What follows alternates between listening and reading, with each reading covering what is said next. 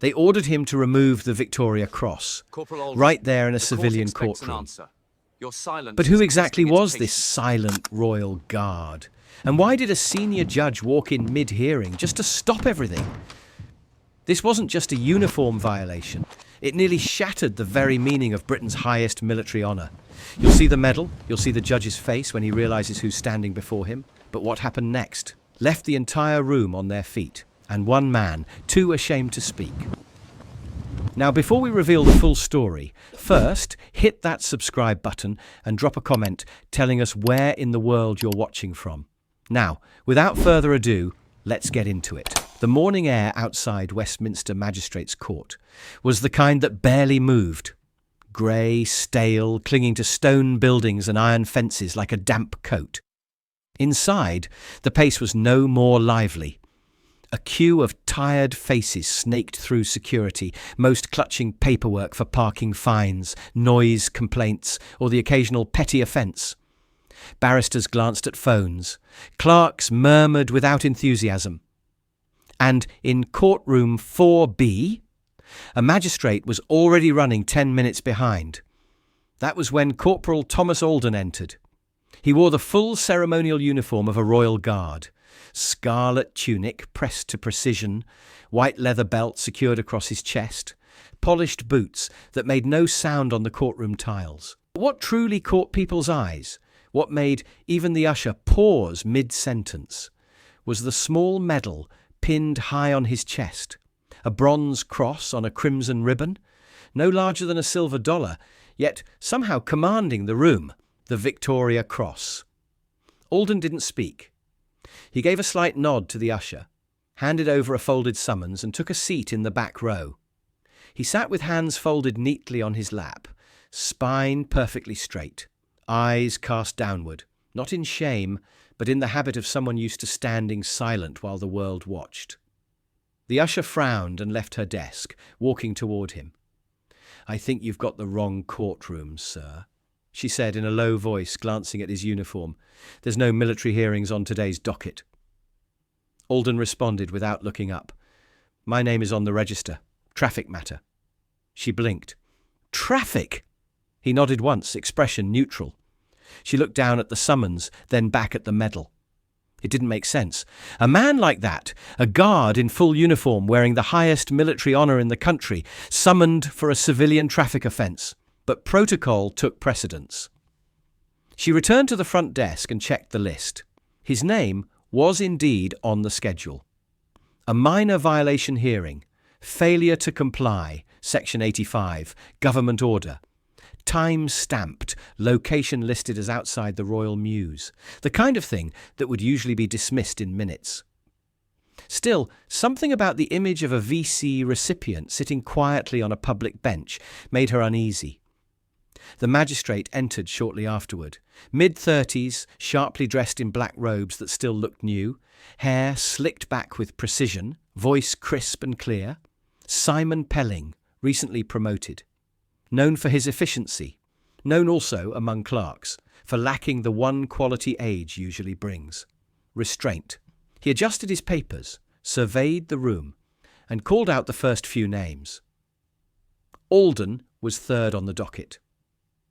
When the clerk read out Corporal Thomas Alden, the guard rose with the same solemn grace he might have used outside Buckingham Palace. He walked to the front with no hurry, no arrogance, simply moving as if gravity behaved differently around him. But before Alden could sit, Pelling raised a hand. "You can remove that medal, Corporal," he said, his tone brisk. "This isn't a parade. The court doesn't allow political symbols or military decorations, especially not ones meant to influence judgment." A pause. Alden stood motionless. "I said remove it," Pelling repeated, louder this time. A few people in the gallery shifted uncomfortably. Even those unfamiliar with military matters sensed something was wrong. The medal wasn't flashy. It wasn't gilded in gold or studded with honours, but the weight of it, its stillness, was undeniable. "I am wearing it as issued, sir," Alden said quietly. "Regulation uniform." Pelling frowned. "This court is not bound by your regiment's regulations. You will remove it or be held in contempt." Still, Alden didn't move, and suddenly something subtle began to shift in the room. A police constable near the door tilted his head. An older woman in the front row squinted at the medal. A junior barrister at the side, fresh-faced and fidgety, began whispering to his colleague. The name Alden had stirred something, but the magistrate, impatient and blind to the room's changing tone, pressed forward. "You are here for a violation of standing orders near a protected area. If you cannot comply with basic decorum here, Corporal, I will escalate this." Alden gave a simple reply. Calm, even. "I am here because the summons said I was expected." And with that, he folded his hands behind his back and waited. 3 weeks earlier, the skies over London had looked very much the same, grey and heavy, with the sharp tang of rain lingering in the air. But on that morning, Corporal Thomas Alden had been on shift at the Royal Mews, stationed near the perimeter wall during a routine ceremonial rotation. He was off ceremonial duty that week, assigned instead to internal palace logistics, a quieter role, but no less disciplined. He had taken his motorcycle that morning, a sleek black Triumph he'd owned for years, and parked it briefly just inside a restricted passage between two security bollards, an alley used occasionally for emergency access, but not meant for idling vehicles. The area was roped off due to a temporary no-standing order issued by the city for utility inspection. It would have been a violation on paper, but what the papers didn't say, and what the body cam footage eventually confirmed, was why Alden had done it. A tour group of school children had been walking past the outer stables when a ceremonial horse, startled by a car alarm, bucked against its handler. In the chaos, one of the children, no more than 6 or 7, had wandered toward the edge of the lane, where another carriage team had been preparing to exit. The child had slipped behind the low-visibility gatepost. The driver of the second team hadn't seen her. Alden had. He'd been pulling in for a mid-morning shift when he caught the movement. A blur of pink coat, small shoes, a handler shouting, hooves beginning to shift. In one motion, he'd cut the engine, dropped the kickstand, and sprinted into the lane. He reached the girl with half a second to spare, scooping her up just as the rear carriage wheel skidded on wet stone and rolled through the space she'd been standing in. He didn't speak about it, not to the officer who arrived moments later, not to the child's teacher, not to the handlers. He simply checked the girl for scrapes, handed her to the adults, and returned to move his motorcycle before operations resumed.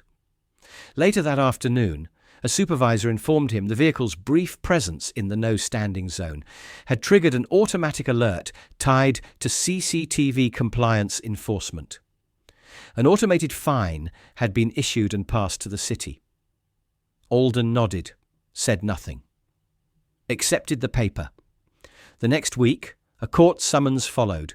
Failure to comply with standing orders in a restricted zone. He didn't argue, didn't appeal. Instead, he polished his boots the night before, ironed his tunic, and attached his medals the same way he always had, left breast, regulation spacing, clean edge aligned to collar seam. To Alden, the uniform meant the same in court as it did on the forecourt of the palace. It wasn't a costume, it was continuity. Back in the courtroom, Magistrate Pelling still hadn't picked up on the depth of the situation. He viewed Alden's silence not as discipline, but as defiance. "So you admit you parked inside a restricted zone?" "Yes." "You admit you did not seek prior permission?" "There wasn't time." "And you don't believe that deserves a citation?" Alden paused. His voice was low, measured. "I believe it deserved a response, and I gave one." Pelling leaned back.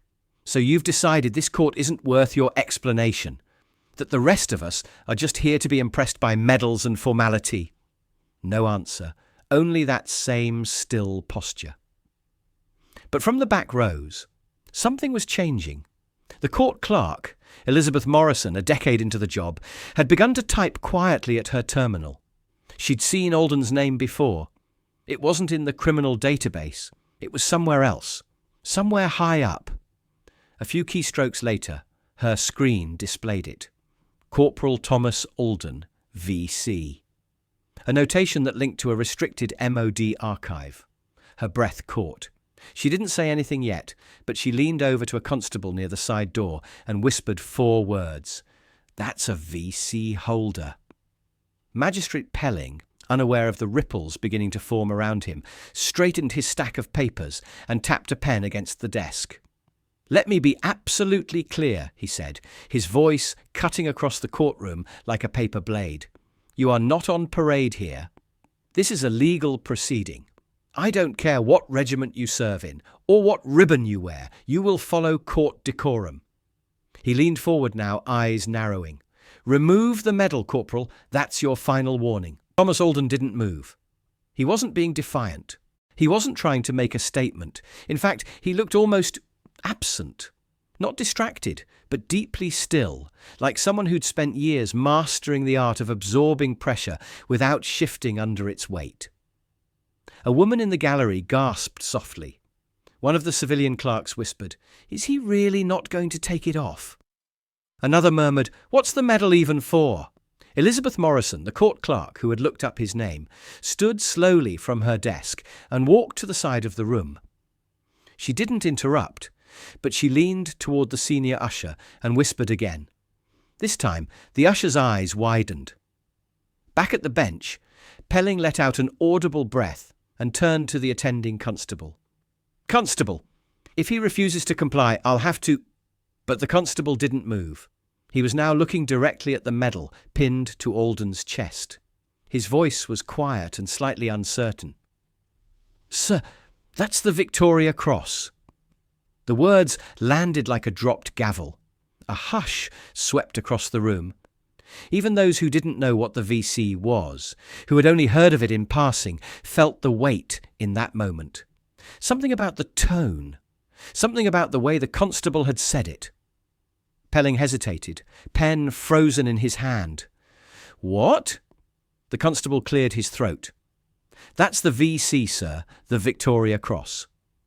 It was the way he said "the" that did it. Not a medal, not an award. The Victoria Cross, the rarest military honour in the entire Commonwealth, awarded for gallantry in the presence of the enemy. Some entire battalions had gone their whole existence without producing a single recipient. Thomas Alden wore it without ceremony, without flourish, just pinned there on scarlet wool, clean and still. The gallery began murmuring in low tones. "He's a war hero." Victoria Cross. No one told the judge? But Pelling, red rising up his neck now, recovered quickly. "This is a civilian court. I don't care if he's wearing the crown jewels. He'll comply or be held in contempt." He pointed toward Alden directly, anger now overtaking whatever uncertainty he may have felt. "You're not above the law, Corporal." Alden's voice, when it came, was soft, but carried. "No, sir. I never said I was." "Then why the silence? Why the medal? Why come in dressed for ceremony?" "Because I was summoned, and I wore what I wear when duty calls." A beat passed, then another. It was the kind of stillness that only happens when a room collectively realizes it's no longer watching a procedural hearing, but something else entirely, something that might be remembered. From the back, the door clicked open.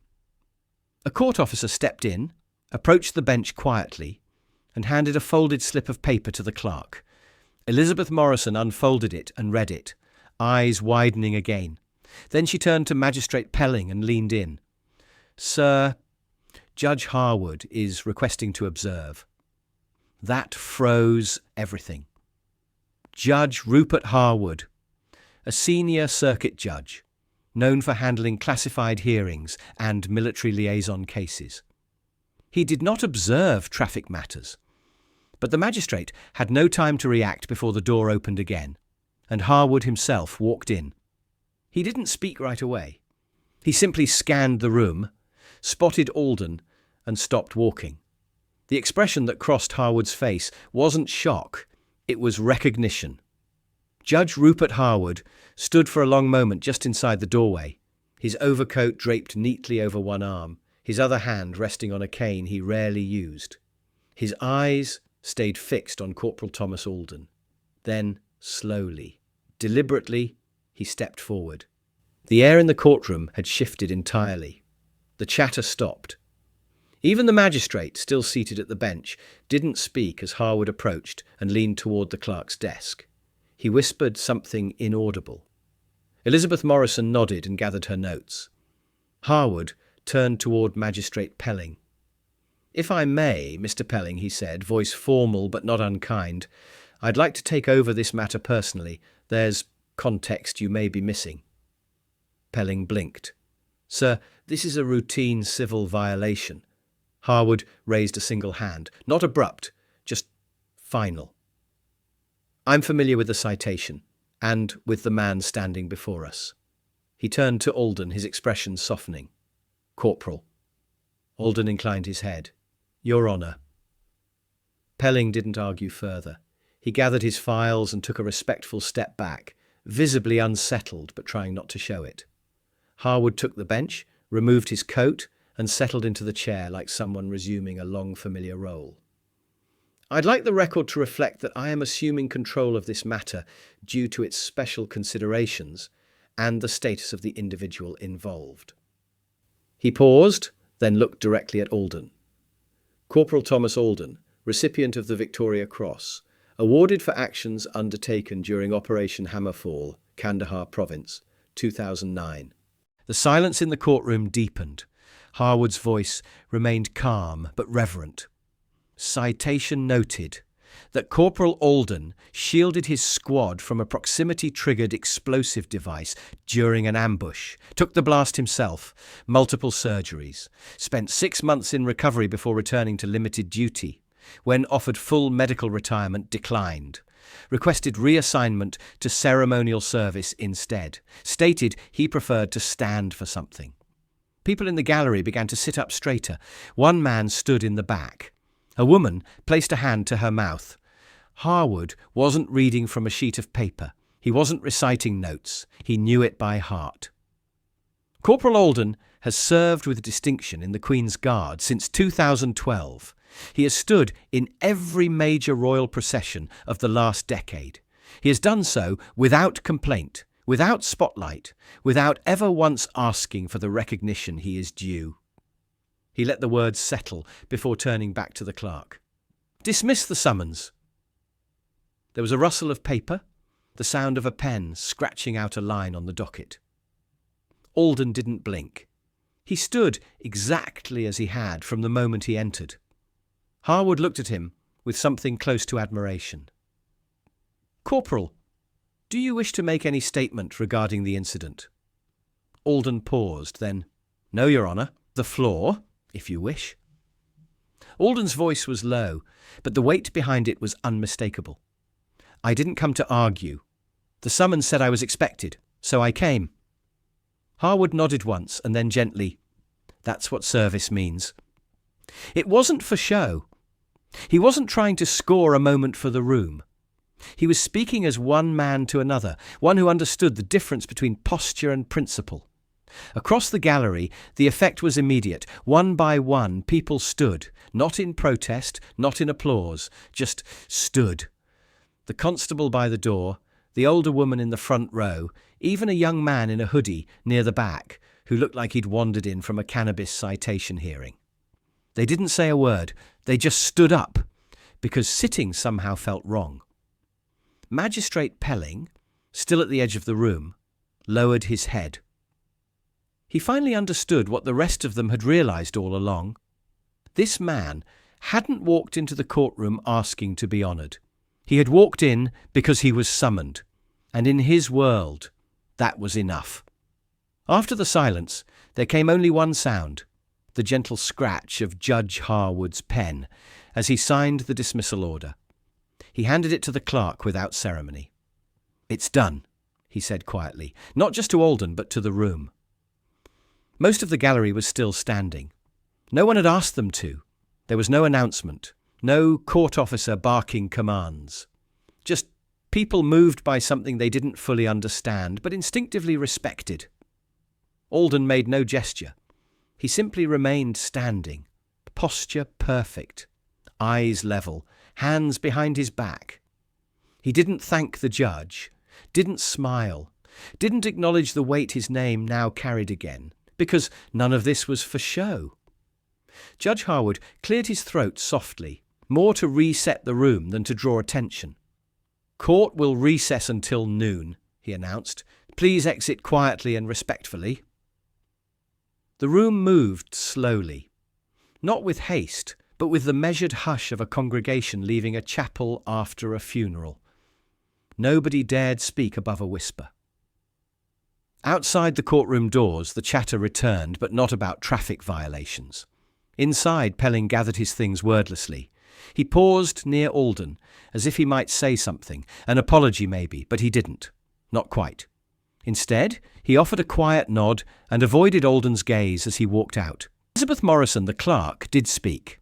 She approached Alden near the bench and held out a folded paper, his copy of the dismissal. "There's no fine," she said. "You're free to go." He accepted it with a nod. "I know you didn't need defending," she added after a moment, "but I'm glad someone did." Alden looked at her, and for the first time since entering the courtroom, a faint expression passed over his face. Gratitude. Subdued, but genuine. He turned to leave, his boots making no sound even on the polished floor. Just before he reached the door, a woman stood and crossed the room to meet him. She was in her mid-40s, plainly dressed, with tired eyes that still shone. In one hand, she clutched a small child's backpack. "Excuse me," she said, nervous. You don't remember me, do you?" Alden paused, studied her face. "I was there, that day, at the Mews. My daughter, the one in the pink coat. She was the one." Alden gave a small nod, recognition dawning. "She wouldn't have lived," the woman whispered. "You didn't just move your bike. You ran. You picked her up and turned your back to the carriage. I didn't even get your name that day." "You're welcome," Alden said gently. The woman stepped back, tears welling. "I didn't know who you were. I didn't know that medal meant anything, but I know now, and I'll never forget it." He nodded again, and this time his voice was even softer. "Neither will I." From the hallway outside, a few curious onlookers had gathered, unsure of what they'd missed, but sensing that something extraordinary had taken place behind the door. Alden stepped through them quietly, not stopping, not acknowledging the stares. He didn't need to. He had done what few ever would, shown strength, not by raising his voice, but by holding his ground, calmly, silently, with the full weight of history on his chest, and none of it in his words. And as he disappeared down the corridor, one of the older officers watching whispered to the man beside him, "I've worked this court 20 years. Never seen a medal do less talking, or say more." Outside the courthouse, the streets of Westminster resumed their usual rhythm. Buses hissed through intersections, cyclists wove past black cabs, and camera-wielding tourists wandered toward Parliament Square, blissfully unaware of what had just unfolded behind the courtroom doors. Corporal Thomas Alden stepped onto the pavement with his cap under his arm, the scarlet tunic bright against the grey London sky. He paused for a moment under the courthouse awning, not for dramatic effect, but simply to take in the light, the wind, the world that hadn't paused just because a courtroom had.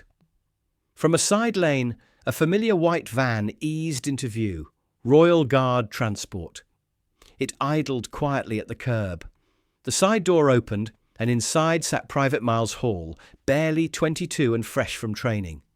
His uniform was half a shade too bright, his posture just a bit too stiff. He looked at Alden with wide eyes. "Sir?" he said, sitting up straighter as Alden climbed in. They said it wasn't going to take long. Everything all right?" Alden sat without answering at first. He adjusted his cap on his lap, then looked out the window. "Quiet morning," he said simply. Miles nodded, unsure of what to say. He'd heard whispers at the barracks about Alden, about the medal, about something that had happened before his time. But nobody ever talked directly to Corporal Alden about it. You just didn't. The van pulled away from the curb and blended into traffic. No fanfare, no escort. At a red light, Miles tried again. Was it really about a parking thing? Alden didn't turn. He just gave a faint nod. But why didn't you just, explain? A small crease formed between Alden's brows. Not annoyance, just thought. Sometimes, he said slowly, explaining too much sounds like asking for credit. Miles went quiet.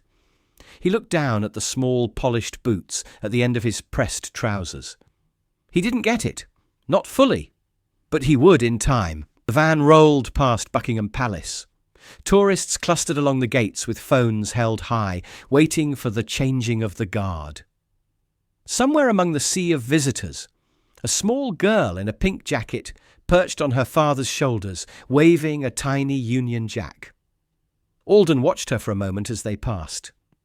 At Wellington Barracks, the van pulled to a stop behind the drill yard. Guards moved in measured pairs across the square, boots clicking in synchronized rhythm. The sky overhead threatened rain, but discipline didn't pause for weather. Alden stepped out, cap back under his arm, and nodded to the driver. He passed through the gate with his usual unhurried precision. No one stopped him. No one asked questions. They just stepped aside. In the barracks, the air smelled of polish and wool. Hall followed closely behind. As they neared the changing room, another voice called out, a senior sergeant, older, grey at the temples. "Alden!" He turned. "You good?" "Yes, Sergeant." The sergeant held his gaze for a moment, then gave a short, satisfied nod. "Good. You're up again tomorrow. Morning detail." Alden nodded once. As the others filed past, Miles lingered by his locker, watching as Alden removed his tunic with the same deliberate care he used to put it on. He hung it neatly on the peg, medal still in place.